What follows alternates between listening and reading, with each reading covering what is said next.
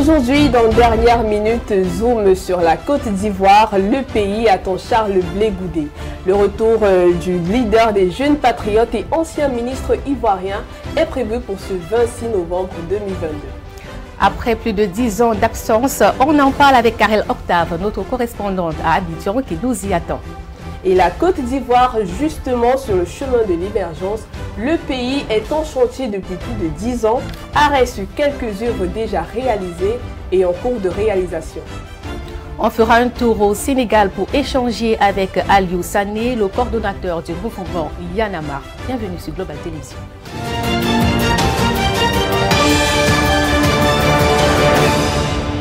Côte d'Ivoire, Blé Goudé sur le chemin du retour. Le leader des jeunes patriotes et ancien ministre ivoirien sous Laurent Gbagbo revient après un long séjour de la Cour pénale internationale, la CPI. Pour en parler, nous recevons Paul Belmondo-Ntep, dirigeant de médias éditorialiste à Global Télévision. Blé Goudé sera de retour en Côte d'Ivoire. Bonne nouvelle? Oui, bonne nouvelle d'abord pour lui, parce que quand on part dans les conditions qui étaient les siennes, déjà on n'est pas sûr de revenir. Et même si on a une petite chance, on ne sait pas quand est-ce que cela pourrait intervenir. Donc c'est une bonne nouvelle pour lui, la perspective de retrouver la famille, la terre, mère, les amis. Ensuite, en deuxième lecture, je dirais que dans le chantier de la réconciliation engagé par le président Ouattara depuis son arrivée au pouvoir en 2011, avec déjà la création de la commission Vérité et Réconciliation, qui ensuite aboutit à un ministère dédié à la réconciliation et à la cohésion nationale. C'est une œuvre continue, à savoir solidifier la Côte d'Ivoire aujourd'hui, l'unifier autour des hommes, de ses enfants. C'est dans ce cadre qu'intervient aussi le retour de Charles Blé Goudé. N'oublions pas qu'avant, il y a eu l'amnistie accordée à Madame Simone Gbagbo, le retour de Laurent Gbagbo, la grâce, l'amnistie accordée à 800, je pense 700-800 personnes impliquées dans la crise post-électorale de 2011. Tout cela participe de cette volonté de pacifier le pays, de réconcilier. C'est tout à l'honneur du président Ouattara. Morgan Palmer, consultant en intelligence stratégique, sera également en ligne durant le programme. Mais avant, retrouvons à Abidjan Karel Octave, notre correspondante en Côte d'Ivoire. Quelle est l'ambiance qui prévaut à Abidjan à quelques heures du retour de Charles Blé Goudé? Bien évidemment que le retour de Blé Goudé est attendu, mais pas comme celui du président Laurent Gbagbo. Primo, la date de son retour n'est pas connue de tous, même si elle a été officiellement annoncée. Et secondo, aucune mobilisation n'a été officiellement faite pour l'accueillir à l'aéroport. C'est dire que tous attendent son retour comme preuve de réconciliation nationale et aussi pour voir un frère ivoirien regagner son pays 10 ans après. Voilà. Et il reste tout de même un leader politique beaucoup aimé par les partisans du président Laurent Gbagbo, et j'imagine que ce sont eux qui iront à l'aéroport l'accueillir. Karel Octave, à votre suite, écoutons ce que pensent les Ivoiriens sur le retour de Charles Blé Goudé. C'est une bonne chose. Moi, en réalité, je suis content que les fils du pays rentrent. Si tout le monde est ici, qu'on arrête de faire la guerre, quand il y a la paix, tout le monde est heureux. Quand il y a la paix, il y a la joie. On peut faire tout ce qu'on a envie de faire. Mais quand il n'y a pas la paix, comment un fils peut aller vivre ailleurs qui ne se sent pas à l'aise là-bas? Il y a des gens qui ont décidé d'aller vivre ailleurs parce qu'ils en ont envie. Mais lui qui n'a pas voulu, bon, grâce à la politique, grâce à des situations, qui s'est retrouvé là-bas. Si aujourd'hui, l'État veut le faire venir, moi je suis content. Moi, Raoul, vraiment, je suis d'accord. Nous souhaitons son arrivée, tous. Si ça serait autorisé à ce que tout le monde sorte, on pourrait aller l'accueillir. La réconciliation, nous la souhaitons parce que nous sommes un pays de paix. La Côte d'Ivoire est un pays de paix. Il faut que tout le monde soit réconcilié. Tout le monde, si les fils de ce pays se retrouvent, la Côte d'Ivoire est un pays de paix. Nous sommes venus trouver la paix. Mais on ne sait pas maintenant à travers le temps que nous vivons, qu'est-ce qui se passe. Paul Belmondo-Ntep, on vient d'écouter les Ivoiriens sur ce retour de Charles Blé Goudé. À quoi peut-on s'attendre ce 26 novembre? Je m'attendais à un retour agité, comme l'a été celui du président Laurent Gbagbo, mais là, ça se fait en toute discrétion. C'est une bonne chose. Vous savez, le président Laurent Gbagbo, après son retour dans son QG de campagne 2017, déclaré « Je suis heureux de retourner en Côte d'Ivoire et en Afrique. Je pense que c'est le sentiment qui devra animer Charles Blé Goudé. Il arrive, je lui conseillerais de foncer dans un maquis, manger un bon latiéké, boire une bonne bière locale, et savourer et laisser venir le reste. Morgan Palmer, vous qui connaissez si bien la Côte d'Ivoire en général et en particulier Charles Blé Goudé, quelle peut être l'incidence de son retour sur la scène politique ivoirienne? On peut noter qu'on s'attendait à ce qu'il y ait une incidence aussi lors de l'arrivée de Laurent Gbagbo il y a quelques mois à rebours. Et au-delà de l'euphorie, la journée d'accueil, donc à l'arrivée du président Gbagbo, bon, on a vu que par la suite, les activités se sont tassées. Bon, l'affaire est devenue banale. Bon, maintenant, Charles Blé Goudé, qui vient dans une Côte d'Ivoire 10 ans après l'avoir quitté, avec une Côte d'Ivoire qui a pris une autre tangente, un pays qui est résolument tourné vers des solutions, la construction du pays, des infrastructures, du développement.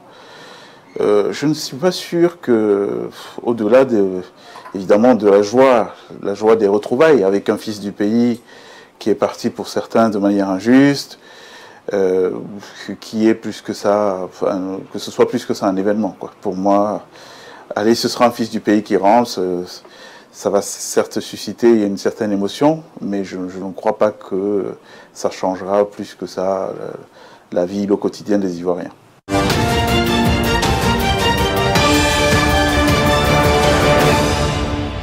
Dernière minute, Côte d'Ivoire, pour quel profil pour 2025? Alassane Ouattara, qu'on aperçoit en image, Henri Konan Bédié, Laurent Gbagbo, Patrick Hachi, Simone Gbagbo, Tidjane Thiam, Pascal Affi N'Guessan, Blé Goudé de potentiel présidentiable. Après les crises pré- et post-électorales, les tensions et querelles politiques incessantes, l'heure est à la réconciliation en Côte d'Ivoire. Alassane Ouattara a même rencontré ses deux prédécesseurs et adversaires de toujours. Une rencontre loin d'être anodine. Hervé Moukouri.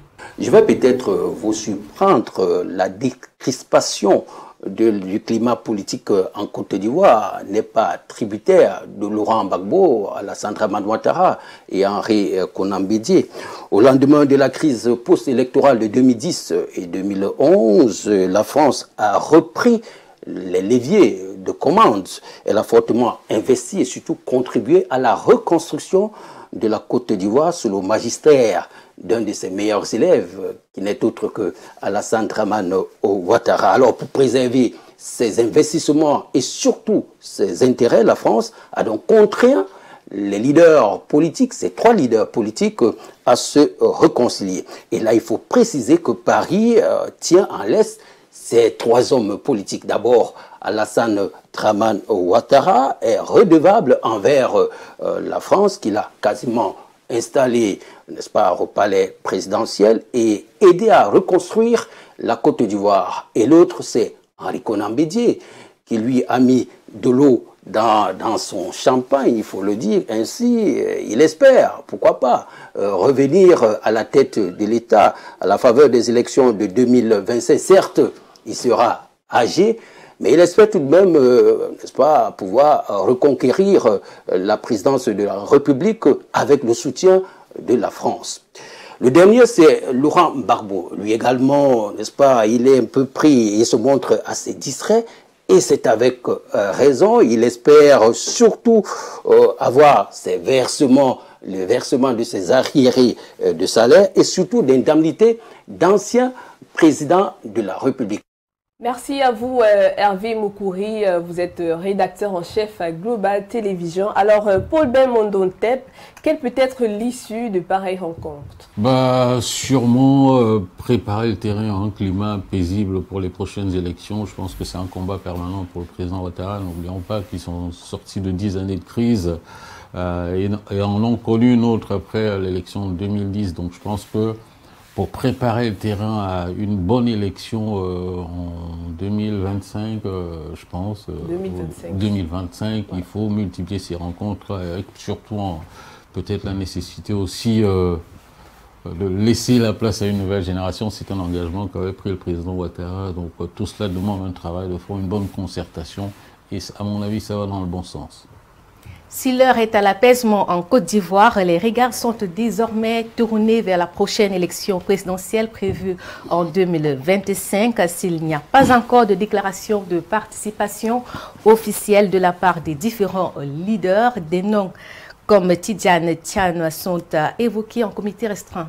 Au regard de l'atmosphère politique actuelle avec les principaux investisseurs étrangers, Jackson Jock, à quoi peut-on s'attendre?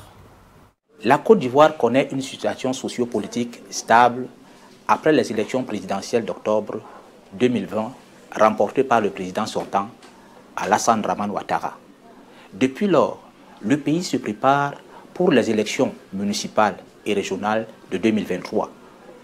2 scrutins à valeur de test pour les principaux partis politiques, notamment le RHDP au pouvoir, le PDCI RDA d'Ari Konan Bédié et le PPA-CI de Laurent Gbagbo avant les élections présidentielles de 2025. Mais il y a aussi certains acteurs classiques comme Tidjane Tian qui a fait carrière dans la banque et les assurances. Jackson Jock, il faut dire à votre suite qu'on ne peut imaginer la scène politique ivoirienne sans évoquer Laurent Gbagbo depuis son retour de la haie. Colombe Catal, dites-nous quelle peut être désormais sa position sur l'échiquier actuel avec la perspective de la présidentielle de 2025 en arrière-fond. Il faut dire que les choses ne s'annoncent pas faciles pour Laurent Gbagbo qui, désormais, sans autorité sur le Front populaire ivoirien, doit surfer sur les vagues de son nouveau parti, celui des peuples africains pour la Côte d'Ivoire, et lequel parti est encore à la recherche de ses repères. À moins qu'il choisisse de revenir, n'est-ce pas, sur son FPI de cœur, question d'essayer de le réunifier, tant il est aujourd'hui divisé. Ce FPI qui a fait de mauvais résultats lors de la dernière échéance électorale et sur lequel il y a la mainmise de son ex-premier ministre Pascal Affi-N'Guessan qui quand même revendique mordicus le leadership. Laurent Gbagbo semble ne pas avoir toutes les cartes à main dans la mesure où le RHDP, j'y arrive, qui est le parti au pouvoir et majoritaire à l'Assemblée nationale, pourrait voter ce projet de loi limitant à 75 ans, n'est-ce pas, l'âge pour se présenter à la présidentielle. Aujourd'hui, âgé de 77 ans, voilà un détail qui pourrait lui être fatal. La trajectoire politique opposée à la sienne que prend désormais Simone, son ex, ne lui est pas favorable, surtout lorsqu'on sait tout le poids, le soutien qu'elle représentait pour lui, n'est-ce pas, dans son combat politique. Et la jeunesse ivoirienne, elle aussi, ne fait plus confiance à ces candidats d'un âge certain qui, d'après eux, leur ont fait depuis ce temps des tas de promesses incertaines. Paul Belmondo-Ntep, Laurent Gbagbo n'exclut pas une éventuelle participation à la présidentielle de 2025, mais au regard de l'analyse de Colombe Catal, tout porte à croire que ce sera compliqué.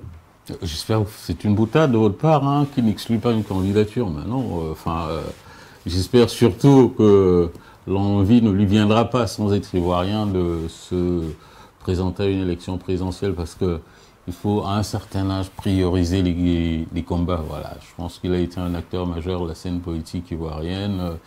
Aujourd'hui, la priorité pour lui doit être la vie, aspirer à une bonne retraite et tout ça, laisser place à une génération. Bon, en tout cas, c'est l'engagement qu'avait pris le président Ouattara. Malheureusement, c'est ce qui est arrivé à ces 2 premiers ministres.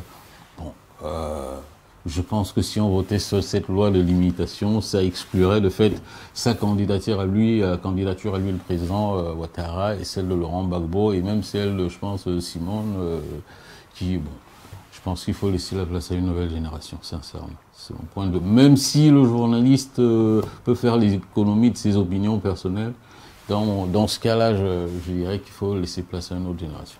Morgan Palmer, à côté de Laurent Gbagbo, il y a Charles Blé Goudé qui ne s'est pas encore prononcé sur le sujet. Au regard des mentalités qui ont changé, quel peut être son avenir politique? Alors, il y a une difficulté particulière pour Charles Blé Goudé aujourd'hui, c'est qu'il a construit tout son chemin, toute sa carrière politique sur des revendications entre guillemets nationalistes. Et qu'il vient dans une Côte d'Ivoire aujourd'hui qui est quand même sous la coupe d'un pouvoir libéral, un pouvoir qui est très en cheville avec l'international, un pouvoir qui a permis l'investissement de trop gros projets sur la Côte d'Ivoire, qui appelle un retour sur investissement, pas dans 10 ans, mais dans au moins 20, 25, 30 ans. Et donc, les gens qui ont financé tous ces projets, je crois qu'il n'est pas dans leur intérêt aujourd'hui qu'on aille vers des schémas d'instabilité. Parce que si on veut un retour sur investissement, il faut bien entendu que l'endroit soit pacifié. Donc, je ne crois pas dans ce panorama, à moins de se renier, c'est-à-dire d'adopter une nouvelle idéologie qui va peut-être être désormais de dire, bon voilà, j'ai appris de la prison, ou j'ai mûri en prison, aujourd'hui je vais devoir mettre de l'eau dans mon vin. Donc à moins de se renier, je ne suis pas certain que tout ce qui peut être très positionné sur l'angle nationaliste ait un avenir en Côte d'Ivoire, compte tenu de cette réalité que je viens de vous démontrer. Morgan Palme, est-il décidé de tout reprendre à zéro? C'est possible. Moi, je pense que les gens à Abidjan, ils réfléchissent. Hein. On ne construit pas un pays en 10 ans comme ils l'ont fait s'il n'y a pas de matière grise. Donc, je pense qu'ils réfléchissent. Si c'était un danger pour le pouvoir d'Abidjan, le retour de Blé Goudé, je ne pense pas qu'ils l'auraient permis. Hein. Ils auraient traîné des pieds, joué du dilatoire pour que ça ne se fasse pas. Mais je crois qu'à Abidjan, en tout cas au palais du bord de la lagune, ils sont bien conscients que les esprits maintenant sont tournés vers autre chose, sont tournés vers des solutions et plus sur forcément la politique politicienne. Et la Côte d'Ivoire qui nous produit une croissance à 2 chiffres, même si cette dernière est extravertie, est une Côte d'Ivoire qui est ouverte à d'autres défis désormais. Et je pense que ce qu'on a vécu il y a 10-15 ans, c'est résolument derrière nous.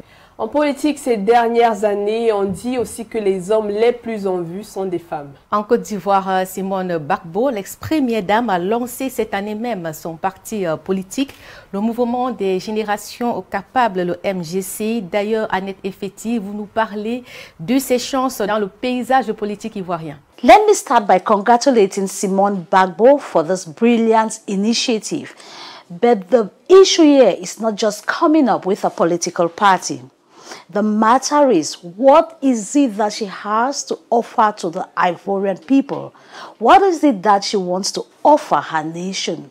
Looking at what the liberals have done for the past decade, I think every Ivorian, if I may not be mistaken, wants that peace, stability, and development should continue in this beautiful African country. And in my opinion, it might not be an easy ride for Simone Gbagbo toward the Ivorians, because what they see today, they have already fallen in love with their country and even the political system they have in place. I think it would have been a better idea if she stayed with Laurent Gbagbo and fight together. I think this way she would have had more impact than detaching herself and creating a political party for herself. Paul Ben Mondontep, d'une part on a Simone Gbagbo, de l'autre part on a Laurent Gbagbo, l'épouse et l'époux désormais adversaires politiques. Comment comprendre? C'est des bons ni pour l'un ni pour l'autre. Vous savez qu'à un moment de la vie, les intérêts, les visions, les challenges peuvent diverger même dans le cadre d'un couple. Dans ce cas-là, il vaut mieux se séparer comme ils l'ont fait, c'est tout à leur honneur. Puis, ils ont formé un couple très solide, y compris politiquement. On prêtait d'ailleurs à Simone d'avoir de l'influence sur le président Laurent Gbagbo. Maintenant qu'ils évoluent chacun de son côté, quelles sont leurs forces réelles? Elle garde sa liberté de se présenter à une élection, mais à condition d'évaluer franchement quelles sont ses forces. C'est vrai que c'est l'engagement de toute une vie, donc on a du mal à s'en départir. Donc voilà, qu'elle y aille si elle veut y aller. Paul Belmondo, en attendant de connaître les déclarations de candidature de la présidentielle ivoirienne en 2025, Grace Coty, sous un ton un peu décalé, comme à son habitude, présente le top 5 des potentiels candidats à cette élection. Aujourd'hui, je vous amène à Abidjan. Sûrement vous vous demandez, Abidjan c'est où? C'est en Côte d'Ivoire pour le top 5 des candidats les plus fashion à l'élection présidentielle. Comme numéro 5, je dirais qui? Je dirais Henri Konan Bédié. On dirait Jet Li en version noire, vous ne trouvez pas? Lorsqu'on le voit, on remarque tout de suite qu'il est bien enrobé.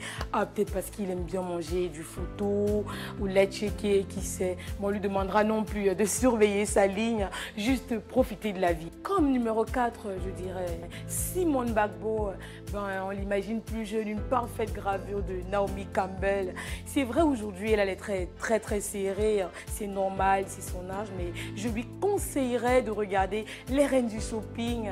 Je crois savoir qu'elle est célibataire, non? Je vais en parler à mon oncle. Comme numéro 3, je dirais Alassane Ouattara, Monsieur le Président. Quel sourire contagieux. Angela Merkel elle-même en a été témoin. D'ailleurs, elle n'est pas la seule. Emmanuel Macron également. On dirait qu'il s'est bien joué sur cet atout. N'est-ce pas, maman Dominique? Comme numéro 2, je dirais Patrick Hachi, du haut de ses 67 ans, il faudrait bien avouer qu'il garde une peau satinée et éclatante. Côté vestimentaire, il pourrait mettre des pantalons, des chemises, en manches retroussées. Je crois que ça lui donnerait sûrement un air de Barack Obama. Pourquoi pas, je suis sûre qu'Emma Louest n'en dira pas le contraire. En première position, je suis sûre que vous êtes impatient de connaître qui prendra la première place. Je vais vous le dire parce que c'est important. Comme numéro 1, je dirais Tidjane Thiam. Du haut de ses 1m93, je vous assure qu'il n'a vraiment rien envié à Will Smith ou à Denzel Washington. Il a vraiment une carrure de mannequin. Mais cette barbe-là, si vous me la rasiez une bonne fois pour toutes, je vous assure, il ira vraiment à merveille. On se dit à la semaine prochaine pour le top 5 des candidats les plus fashion.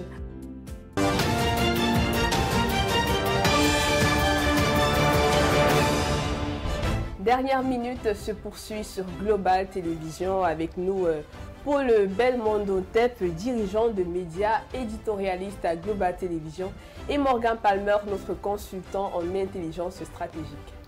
On est toujours en Côte d'Ivoire. Le pays est sur le chemin de l'émergence. Il faut le dire, la Côte d'Ivoire se distingue par son développement infrastructurel. D'ailleurs, Pamela Kwatika, avec toutes ces infrastructures, qu'est-ce qui va changer dans le quotidien des Ivoiriens? The ongoing infrastructural development in Ivory Coast is something to be saluted. We're looking at the F Tower, which is 873.2 meters high. And as of now, is seen as the tallest tower in Africa. And in terms of road transportation, we're looking at the metro, which is currently under construction. That metro travels for 37.2 kilometers and is supposed to transport at least 500,000 people per day in Ivory Coast. And then there is the fourth bridge in Abidjan. This bridge comes to solve the problem of transport. And when we talk about transport here, we're talking about the problem of congestion. Yes, so it will improve the rapidity, the fluidity of transportation in Ivory Coast and will enable people to move from one place to another easily. And we can definitely not end without citing the biggest attraction park in Ivory Coast that is currently under construction. This is the biggest attraction park in the whole of West Africa. And you will bear with me, all of these things are in Ivory Coast. So definitely, we're talking about the top 10 countries in terms of infrastructural development. Ivory Coast definitely has to be one of them. Paul Belmondo Tep, on voit là des infrastructures qui ont transformé en si peu de temps le pays. C'est un homme, le président Ouattara, donc il y a un avantage à avoir un technocrate à la tête d'un pays. Vous savez, les conditions aussi dans lesquelles il est arrivé au pouvoir, il a hérité d'un pays complètement clivé. Et là, on sent aussi quelqu'un qui s'est préparé à être aux affaires. Tout cela en 10 ans accompli. Franchement, on dit en Côte d'Ivoire être au péril de quelqu'un, ou je ne veux pas faire la talaco du président Ouattara, mais franchement, quand on voit tout ce qui a été accompli, en 10 ans seulement, on ne peut qu'être admiratif. Sincèrement, en tant qu'Africain, on ne peut qu'être admiratif. Vous l'avez souligné, Paul Belmondo Tep, tout ceci pourrait être mis à l'actif du président de la République, Alassane Ouattara. Depuis son arrivée au pouvoir, plusieurs observateurs politiques, économiques lui attribuent la transformation du pays, la Côte d'Ivoire de Alassane Ouattara, grâce Ngaska. Tout le monde se souvient de la façon dont le président Alassane Ouattara est arrivé au pouvoir. D'aucuns pourraient penser à une conquête à la hussarde, mais vous savez, chacun retient l'histoire selon l'angle qui lui convient. De mon point de vue, je pense qu'il faudrait plus s'intéresser aux travaux accomplis par le président Alassane Ouattara depuis son arrivée au pouvoir en 2011. Je veux par là parler de la construction de l'autoroute à péage Abidjan-Grand Bassam, inaugurée en juin dernier. Également la construction de la grande tour F, le métro, les parcs d'attractions, l'extension d'électrification rurale qui est passée de 33% en 2010 à 85%, si ma mémoire est bonne. Il faut le dire, c'est incontestablement le souhait d'un homme qui veut entrer dans l'histoire de son pays. Bon, est-ce à dire que le président Alassane Ouattara serait l'homme providentiel de la Côte d'Ivoire? Non, loin de là. Il est un être humain comme tout le monde. Il faut par exemple regretter le fait qu'il ne soit pas très impliqué dans la création des États-Unis d'Afrique, à côté d'un homme comme l'ancien président sénégalais Abdoulaye Wade, dont la voix pèserait plus en faveur du projet de création des États-Unis d'Afrique que tout le monde considère aujourd'hui comme le seul moyen pour notre continent de peser demain. Mais il n'est jamais trop tard. Merci Grace Ngaska. Il faut souligner à votre suite que le dynamisme de la Côte d'Ivoire ne fait pas lire d'envie les autres pays africains, même si la santé économique du pays en elle seule parle, tout un paradoxe. La présence accrue des ressortissants ivoiriens sur les chemins de l'immigration clandestine, notamment quand on arrive sur les berges de la Méditerranée, la Ceuta et Melilla, au Maroc et en Algérie. Dites-vous, Viline Akoum. Ivory Coast for the past 10 years have been the champions of growth in Africa. Since the president of Ivory Coast, Alassane Ouattara, took power, the country is said to be one of the fastest growing economies in sub-Saharan Africa for over nearly a decade. The country has successfully contained the COVID-19 pandemic, which had hit the economy, and they also successfully maintained a positive growth in 2020.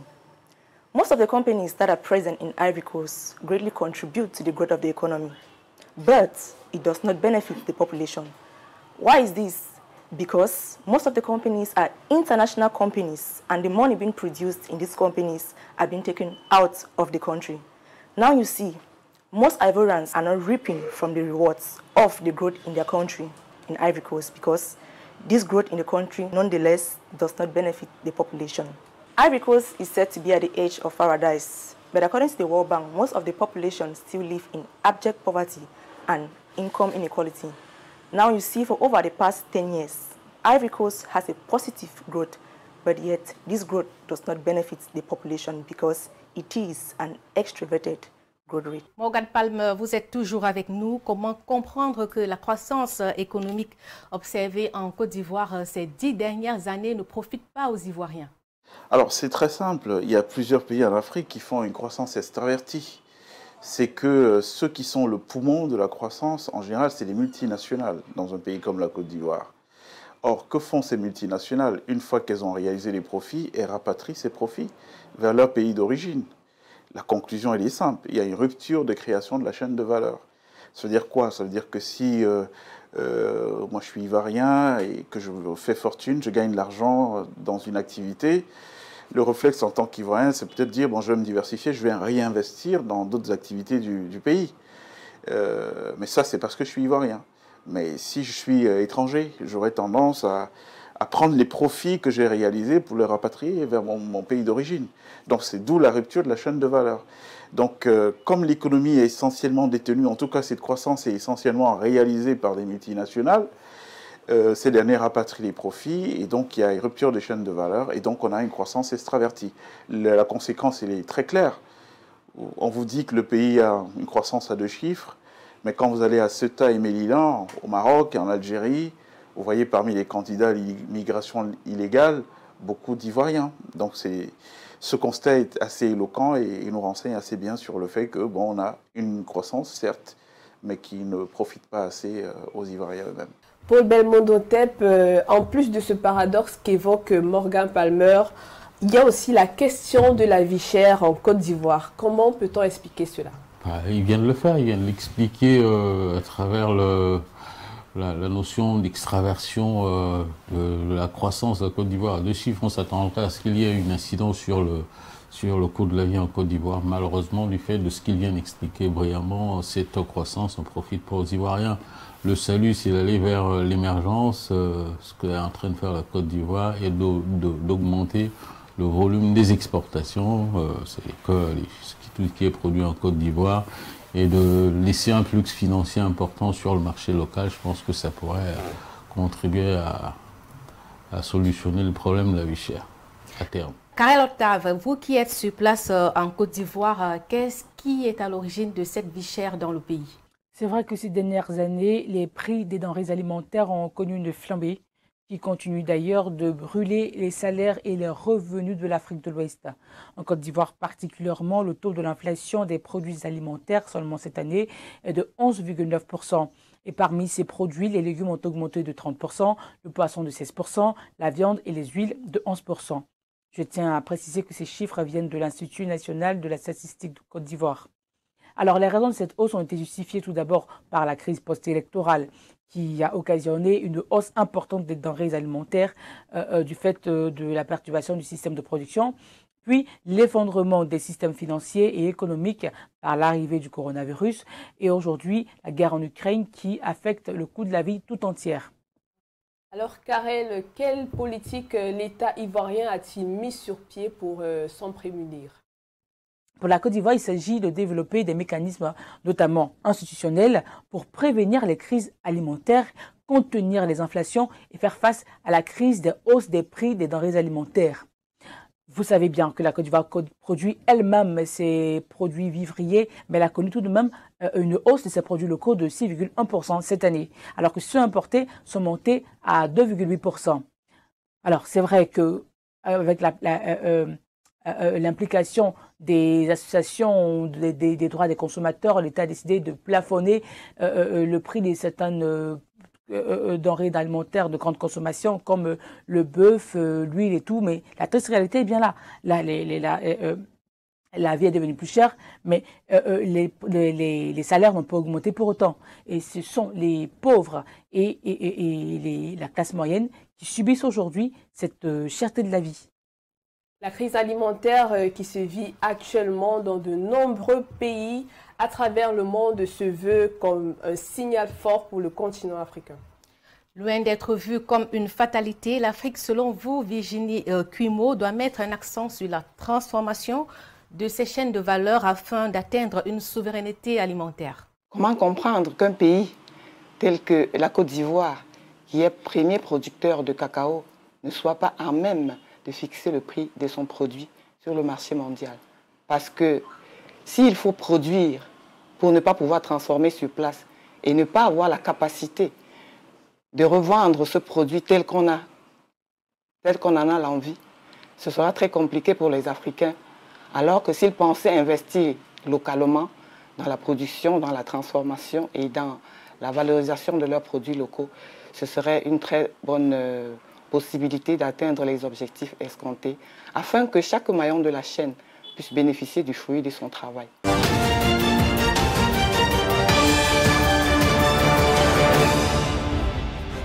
Dernière minute, ce n'est pas que de la politique ni de l'économie, c'est aussi l'actualité sportive. Et on reste en Côte d'Ivoire après le challenge de la qualité des infrastructures. L'autre défi de la nation orange, blanc et vert, c'est de réussir l'organisation de la 34e édition de la Coupe d'Afrique des Nations de football 2023. À cet effet, El Nathan Conan, journaliste et commentateur sportif ivoirien, est en ligne avec nous. Quel est l'état d'avancement des différents stades? Le 14 septembre dernier, lors d'une conférence de presse tenue à Bouaké, Madame Abbé Juliette, responsable du département des infrastructures de l'Office national des sports, a déclaré que le stade de Bouaké est prêt à 98%, celui de Korogo et celui de San Pedro. Ces deux stades sont respectivement prêts à 74 et 75%, sauf les stades des Bimpe et du Félicien ont accusé un léger retard. Celui de Yamoussoukro est déjà prêt. Il a d'ailleurs accueilli des rencontres internationales dont Côte d'Ivoire, Zambie. El Nathan, dites-nous, est-ce que le comité d'organisation est confiant et optimiste quant au délai de livraison? À propos, le 11 novembre, lors de la cérémonie officielle de signature de l'accord d'accueil entre le COCAN, la CAF et la FIF, le Premier ministre ivoirien, M. Patrick Hachi, a été rassurant. Les arènes sportives exceptionnelles, les terrains d'entraînement, les hôtels, aussi bien que les travaux de voirie et d'électricité seront prêts et disponibles selon les standards internationaux. Comment les Ivoiriens, dans leur majorité, attendent cette CAN sur le territoire? Ayant manqué la qualification pour la Coupe du Monde, les Ivoiriens plus s'étendent avec beaucoup d'ennuis. Ils attendent avec impatience cette grande messe du football africain pour apporter le maximum de vibrations dans les stades. Hey, ils ont chaud, et les là, ils ont chaud. Déjà, c'est plus de 6 000 jeunes recrutés par le COCAN pour relever ce défi de cette CAN, rebaptisée autrement la CAN de l'hospitalité. Merci à vous, Nathan Conan. Rappelons que la compétition se déroulera dans 5 villes du pays, à savoir Abidjan, Bouaké, Yamoussoukro, Korogo et San Pedro. Il est à noter également que 6 stades, dont 2 à Abidjan, vont abriter les matchs. La compétition, quant à elle, est prévue en janvier 2024 au lieu de 23. De quoi s'interroger sur la reprogrammation de ce grand rendez-vous du football africain. William Elie, vous qui êtes spécialiste des questions de sport à Global Télévision, qu'est-ce qui peut expliquer ce glissement de date? Il faut dire que pour ce qui est de la CAN ivoirienne particulièrement, cela est dû à des raisons climatiques. Vous savez, la CAN se jouait en juin et le mois de juin est le mois le plus pluvieux en Côte d'Ivoire, notamment à Abidjan. Abidjan qui va abriter 2 poules lors de la CAN 2023. Et d'ailleurs, l'année dernière, au mois de juin, on a enregistré 5 morts à Abidjan lors des inondations causées par des pluies diluviennes. C'est vrai qu'il va se poser là un problème de libération des joueurs par les clubs européens. Mais là, je pense que la FIFA, l'instance fêtière du football mondial, devrait prendre ses responsabilités, étant donné que la CAF est membre de la FIFA, dont la FIFA devrait encadrer les activités de la CAF. Revenons au glissement au Cameroun. Il faut dire que là, on avait évoqué beaucoup plus la pandémie à coronavirus. C'est vrai qu'on avait également évoqué des raisons de pluviométrie et de climat. Et moi, personnellement, je pense que mieux vaut une belle CAN avec glissement qu'une CAN sous le déluge sans glissement.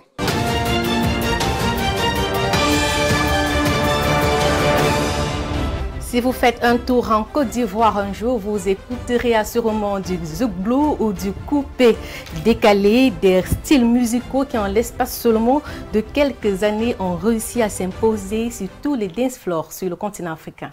Et pourtant, malgré cette popularité musicale, les acteurs de ce secteur peinent vraiment à vivre de leur art. Que se passe-t-il? Élément de réponse avec Brice Aubin-Gaoun, journaliste ivoirien. Il y a en fait 3 éléments à prendre en considération. Il y a la responsabilité des politiques, il y a la responsabilité des artistes eux-mêmes et il y a aussi la responsabilité du public. Parlons des artistes, il faut dire que malheureusement, il y a un manque de solidarité au sein des artistes ivoiriens. Il est très rare, comme ça se fait dans les autres pays tels qu'au Nigeria par exemple, ou au Ghana, de voir des featuring entre artistes de même nationalité. En Côte d'Ivoire, c'est presque impossible. Voilà, c'est presque impossible. C'est maintenant que les uns et les autres sont en train de comprendre le bien fondé de cette union, de ce brassage culturel-là. Et donc, la première responsabilité, elle est de la part des artistes eux-mêmes. Il y a aussi le public qui, malheureusement, préfère accorder une place suffisante aux musiques qui viennent de l'extérieur. Préfère écouter ce qui vient de l'extérieur que de pouvoir faire la promotion autour de ce que nous avons ici en Côte d'Ivoire. Donc je pense que ce sont ces 2 éléments qui font qu'aujourd'hui il est un peu difficile pour les artistes ivoiriens de pouvoir vivre pleinement de leur art. Il y a Elvis Adiedema, c'est que je prononce très bien son nom, qui est directeur de Sony en Afrique francophone, qui disait qu'en Afrique francophone, les artistes ont tendance à mettre beaucoup plus en valeur leur talent, plutôt que de savoir que la musique demande beaucoup plus de discipline, demande beaucoup plus de sacrifices. Et donc aussi les artistes ivoiriens entrent dans cette vision, je pense qu'ils pourront vivre pleinement de leur art. Morgan Palmer, comment peut-on expliquer ce contraste? C'est même un phénomène qu'on peut généraliser dans tout l'espace francophone africain. C'est pas qu'en Côte d'Ivoire. C'est vrai qu'à l'époque, la Côte d'Ivoire, c'était l'Eldorado africain. on allait en Côte d'Ivoire vivre son rêve ivoirien comme certains allaient vivre leur rêve américain. On avait une place qui était plus structurée, des institutions comme le Burida qui payaient des droits d'auteur à hauteur de millions de francs. Bref, les artistes vivaient de leur art. Sauf qu'il y a une constante, et c'est pour ça que je disais qu'il ne faut peut-être pas limiter le phénomène à la Côte d'Ivoire, mais il faut l'élargir par extension sur l'ensemble du précaré français francophone en Afrique. Vous constatez qu'aujourd'hui, il y a eu les problèmes de droits d'auteur. Hein. C'est une vraie tragédie. Hein. On a tout ce qui est œuvre de l'esprit et tout, sont d'ascendance africaine. Et pourtant, les Africains, eux-mêmes, ils ne gagnent pas grand-chose. Il y a des problèmes de droits d'auteur. Est-ce que c'est entretenu volontairement pour empêcher qu'émerge une réelle industrie musicale? Ça, c'est les questions qu'il faut se poser, parce que c'est quand même assez bizarre qu'au même moment, qu'on soit parti d'une Côte d'Ivoire où vous aviez un artiste qui faisait une chanson, qui marchait, qui gagnait de l'argent parce qu'il vendait des disques, à un environnement qui est gangréné par la piraterie et au vu au-dessus de toutes les autorités sans que rien ne soit fait.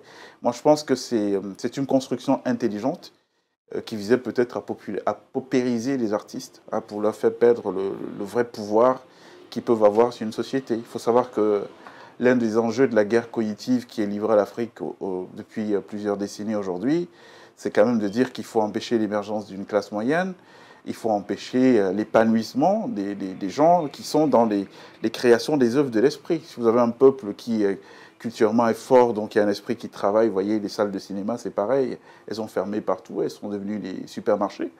Si vous avez des artistes donc, qui produisent des œuvres de l'esprit et qui gagnent bien leur vie, qui ont certaine respectabilité dans la société, c'est peut-être divergent, en antagonisme avec l'intérêt des gens qui ne veulent pas forcément que l'Afrique aille de l'avant. Donc il y a vraie matière à réflexion.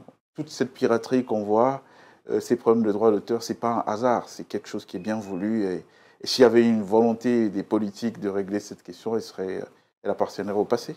C'est peut-être le lieu de faire un parallèle avec le Cameroun où nos équipes ont été déployées chez Flash Music, une notabilité de distribution musicale encore présente sur le marché au moment où plusieurs ont fermé boutique.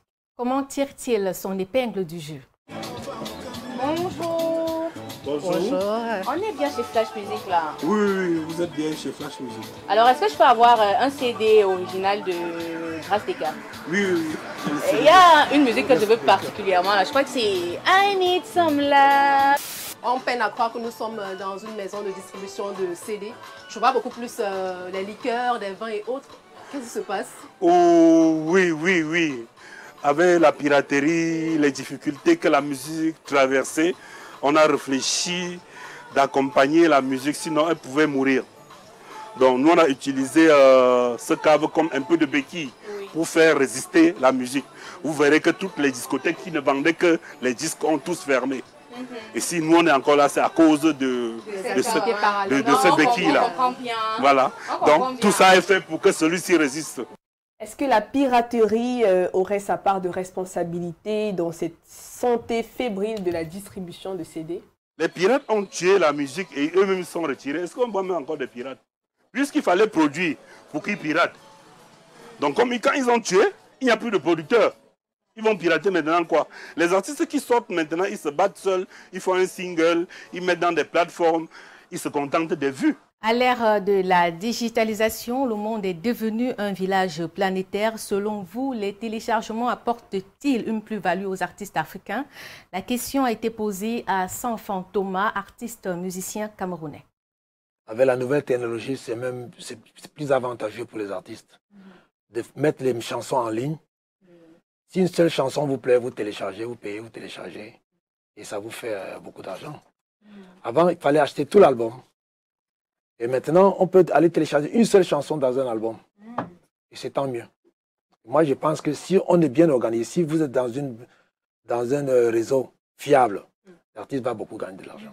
Déjà, les vues sont payées, les téléchargements, c'est tant mieux. Au regard de ces mots qui gangrènent le secteur de l'industrie musicale, force est de constater qu'il y a encore des artistes qui parviennent à tirer les marrons du feu. C'est une confession de Sanfan Thomas. Il y a plein de musiciens, artistes comme moi qui ne vivent que de la musique. Ils sont nombreux. Il ne faut pas me dire que je ne sais pas si André Marie a une boutique quelque part au marché. Ou bien, je ne sais pas moi, Ekambi Brillant, le grand frère, je ne sais pas, ou Toto Guillaume. Nous, on vit de la musique.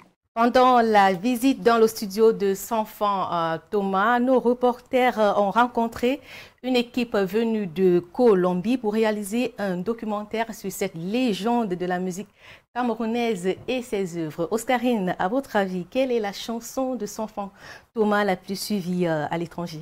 Et quand on parle de Sanfan Thomas, on pense directement à African Typic Collection. Danser, danser, yeah. African Music Collection. Allons tout de suite écouter l'initiateur de ce projet. Grâce à ma famille, qui est collectionnateur des vinyles, des anciens vinyles de l'Afrique.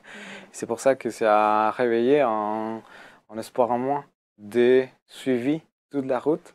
Et jusqu'ici, en spécial les vinyles de Sanfan Thomas, de African Typic Collection. Et la musique a influencé un nouvel rythme à Colombie qui s'appelle la champeta. C'est un peuple en palenque, les premiers peuples noirs libres d'Amérique, qui a réinterprété cette musique, la musique de Sanfan Thomas, Lucas Ayambongo et des autres artistes.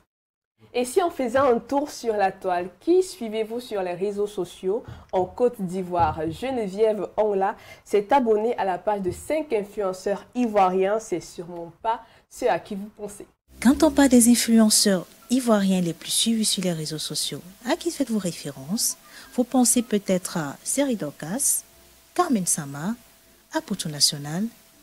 Et oui, vous avez tout à fait raison. Apoto National occupe la 5e place du classement des influenceurs ivoiriens les plus suivis sur les réseaux sociaux, avec plus de 400 000 abonnés sur Facebook et plus de 190 000 sur Instagram.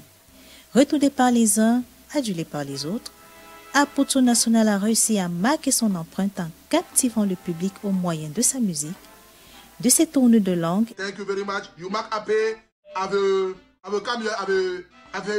you appelé tout à l'heure? Et surtout de son originalité à travers cette tenue vestimentaire qui s'avère souvent très étrange. Un conseil à Poto, change de styliste et il ne t'aime pas, mais on pourrait le côté. Et puis arrête de manger du doublé. Ils vont nous faire capture d'écran. On met notre bouche. Tu vois comme les gens mauvais. Et quand on parle de coaching, on pense à celle qui incarne la classe, l'élégance, le chic, le glamour.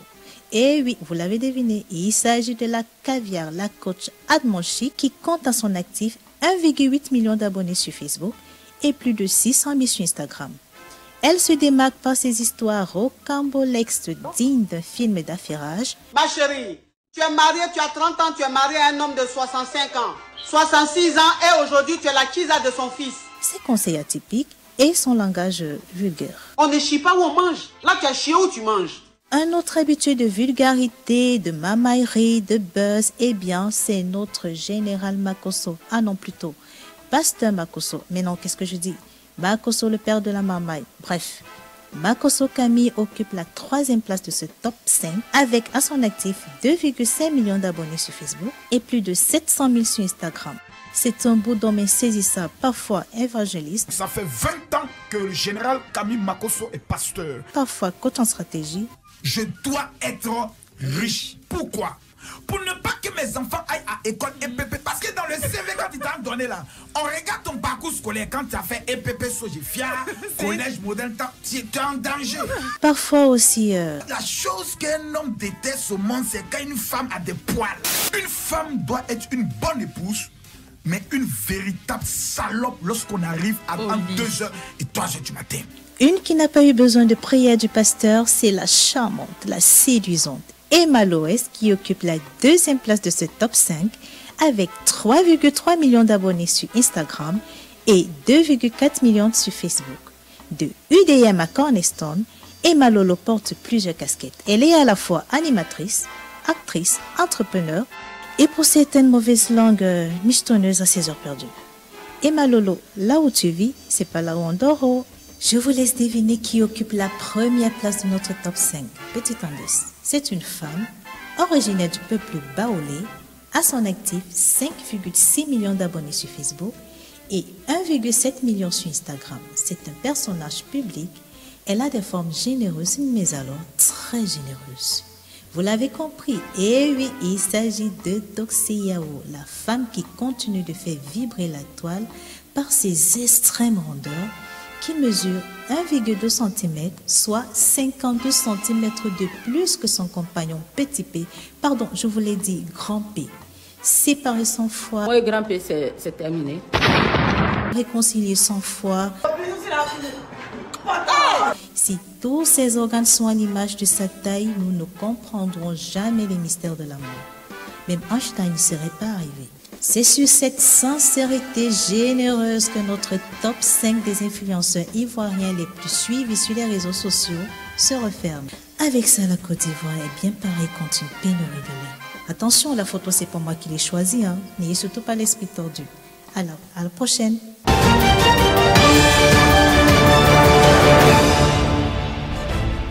La dernière partie de votre programme nous amène au Sénégal. Le Sénégal, justement, qui a perdu son premier match en Coupe du Monde de football.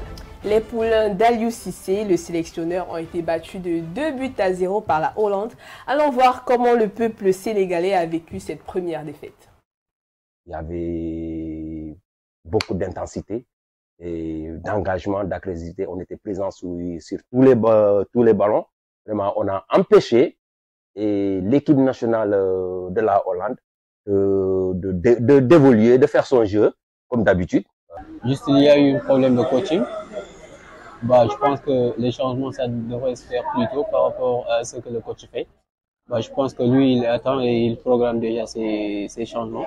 On peut dire que vraiment le premier mi-temps était bon, mais le deuxième mi-temps, on pouvait s'améliorer, quoi. Beaucoup de failles, on a trop dominé, mais on n'a pas de finisseur pour le moment. C'est ça notre problème. Il n'y a pas que le Sénégal, hein. Le Cameroun aussi a été puni par la Suisse d'1-0. Alors, Paul Belmondo, comment avez-vous vécu cette rencontre? Le match du Sénégal? Non, du Cameroun. Le match du Cameroun, en tant que Camerounais, je vis très mal une défaite du Cameroun, mais il fallait pas trop rêver non plus, hein. Même si on sait que le Cameroun est habitué à faire des surprises quand on l'attend moins. Mais là, en l'occurrence, on était très attendu et donc pour moi, c'est logique qu'on est déçu. Ouais.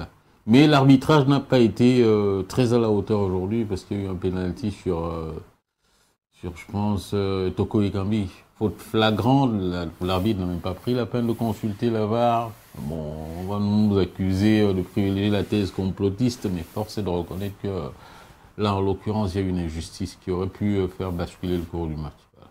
On ravale notre fierté et on accepte la défaite. À votre suite, Paul Belmondo, on repart au Sénégal. Le spectre d'un troisième mandat de Macky Sall fait toujours jaser. Nous sommes en ligne avec Aliou Sané, le coordonnateur du mouvement Y en a marre. Que pense le mouvement Y en a marre d'un éventuel troisième mandat pour Macky Sall? Il faut dire que c'est vraiment une honte pour le Sénégal que de se mettre 11 ans après ce qui s'est passé en 2012, d'être là encore à parler de potentielle troisième candidature de Macky Sall.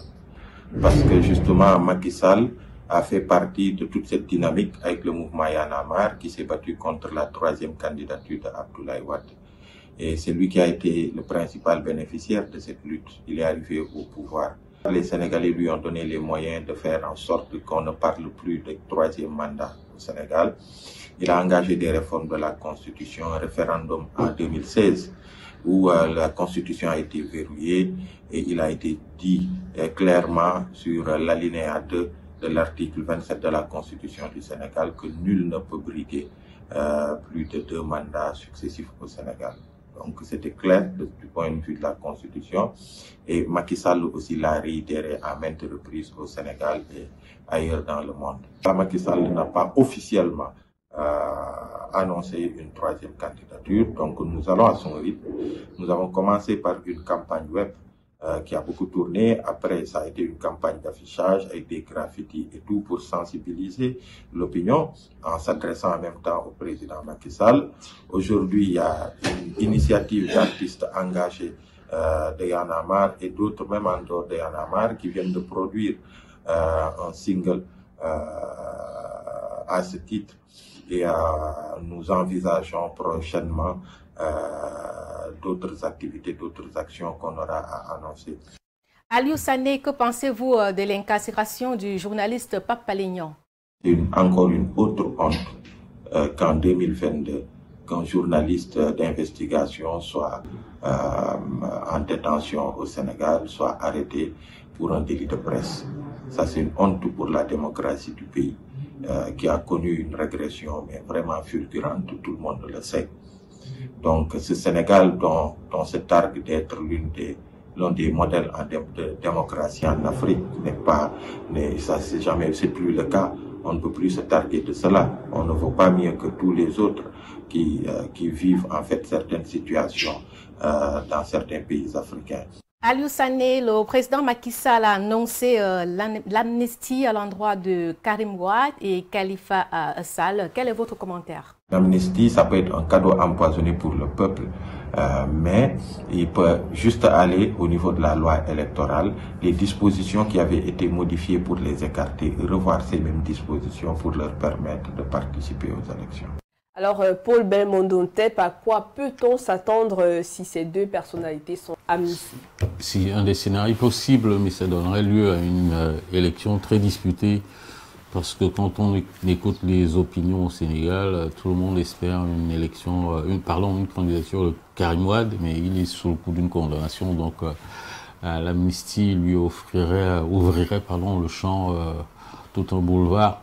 Pas pour accéder à la présidence, mais déjà pour être candidat, ce serait pas mal. Donc, ça promet, n'allons pas vite en besogne, attendons la suite des événements. Merci à vous, Paul Belmondo Ntep. Je rappelle que vous êtes dirigeant de médias et éditorialiste à Global Télévision.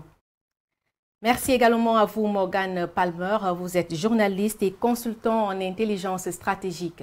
C'est la fin de Dernière Minute. Restez sur Global Télévision.